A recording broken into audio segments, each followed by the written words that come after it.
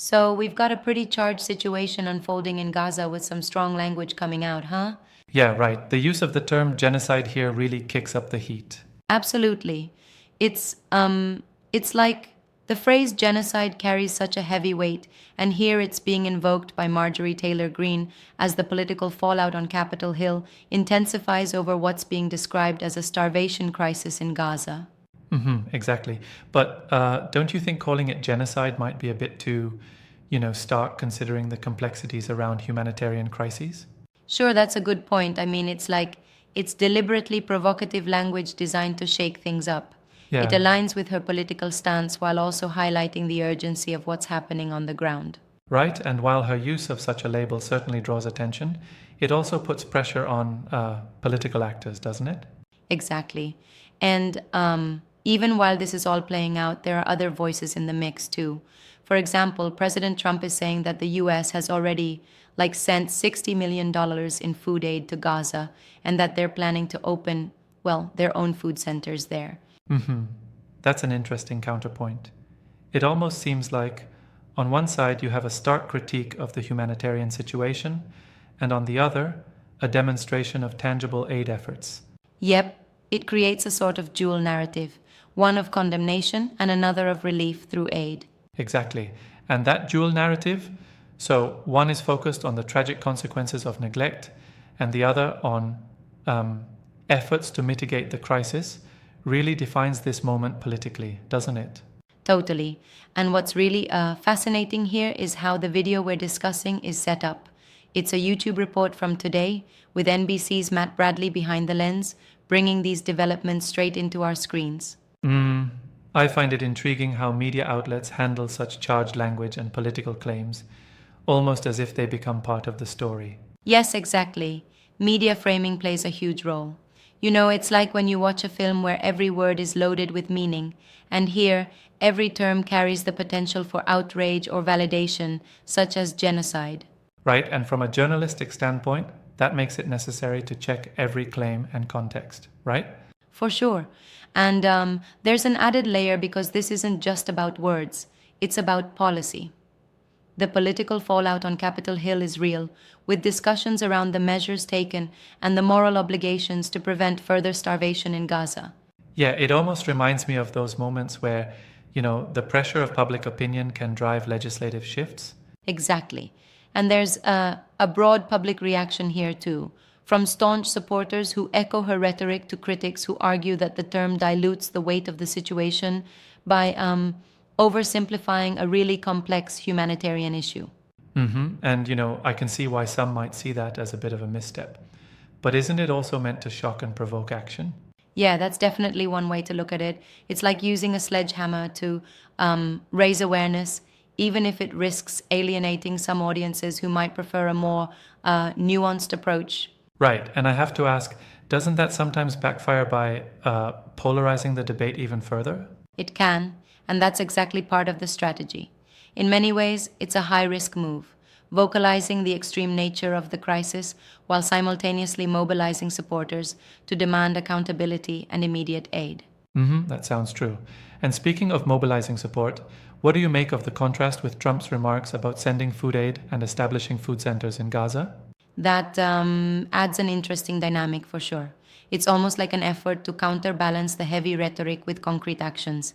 It Yeah. suggests a sort of dual approach, political pressure paired up with humanitarian relief. Right, but then again, the question remains, is the aid enough to counteract the underlying issues causing the crisis? Good question. The aid is significant, no doubt, but many argue that local conditions require long term solutions beyond just food assistance, something that addresses the systemic factors leading to such dire situations. Yeah, and unfortunately, those systemic issues are exactly why we see the debate spiral into these heated labels like genocide. Exactly. And what's interesting too is how this whole scenario not only sparks debate on humanitarian policies, but also shows the confluence of media, politics, and public sentiment. It's like a three-pronged fire getting stoked from every angle. And it certainly adds layers to the discussion, political repercussions, media framing, and of course, the actual on ground humanitarian impact. Right, and let's not forget the broader international reaction. While the focus here is on US political figures and media like Today reporting, this event triggers global conversations about, well, not just the crisis at hand, but also the terminology we use to describe such tragedies. Yes, the discourse definitely goes beyond national borders. The global community often watches these exchanges very closely, especially when a term as explosive as genocide is thrown around. Exactly, yeah. And there's a bit of a tricky balance in how to communicate such dire circumstances without inadvertently inflaming tensions further or oversimplifying realities on the ground. Mhm, for sure. It makes you wonder if a term like, say, mass suffering would trigger a similar political pushback, or if it would be taken less literally. That's an insightful observation.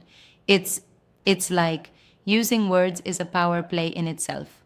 Every term has political currency, and calling it genocide is a very deliberate choice that carries a lot of political leverage. Right, but at the same time, isn't one required to use such strong language if the facts on the ground truly mirror those hard hitting statistics and suffering?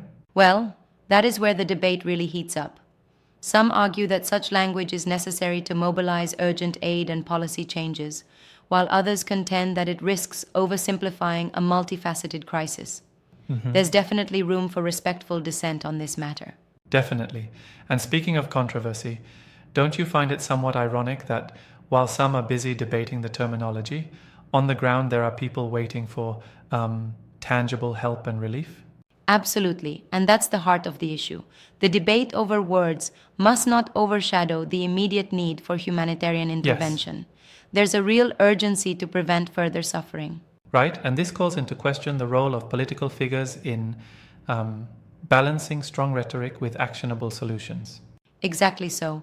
And it reminds us that politics and humanitarian aid are inextricably linked. The rhetoric serves as both a rallying cry and sometimes a distraction from the root issues needing long term resolution. Hmm. True. And then, there's also the strategic element. Using a strong term gets a lot of media attention, which in turn puts pressure on decision makers to step up their efforts. Right. And speaking of step ups, it'll be interesting to see how this narrative influences future policy decisions, potential aid packages, and even international relations moving forward. Yeah, absolutely. It's a perfect storm, isn't it? Heavy rhetoric, urgent humanitarian needs, and significant political stakes all coming together. Yep, exactly. And while it's easy to get caught up in the political drama, we must always keep our eyes on the human element, the individuals and families facing crisis every day in Gaza. Exactly. Right. And that's when you actually see the real impact of these discussions. It isn't just debate, it's about real people in critical need. Absolutely. And with media outlets and politicians in sync or in conflict, it's this intricate dance of language, policy, and, well, human rights that will continue to evolve, especially as pressure builds both domestically and internationally. And hopefully, amidst all the noise, there will always be a focus on constructive solutions and genuine humanitarian relief. That's the hope. It's like navigating through a storm, where strong words can either bind us together to act, or if misused, risk tearing us apart. Yeah, and it's crucial for experts, policymakers, and the media to continuously reflect on that balance, ensuring that amid all that rhetoric, the needs of the people aren't lost. Right. And as we watch this develop further, it's essential to keep questioning and critiquing the words used while also supporting tangible actions for relief. Yep. It's a challenging yet vital conversation to have. Absolutely, and it definitely makes me think about how much responsibility lies on the shoulders of both our leaders and the media during times like these. For sure, and it's an ongoing dialogue, one where every word counts and every action matters. Let's see how this all unfolds in the coming days. Yeah, it's going to be interesting to say the least. Thanks for diving into this discussion with me.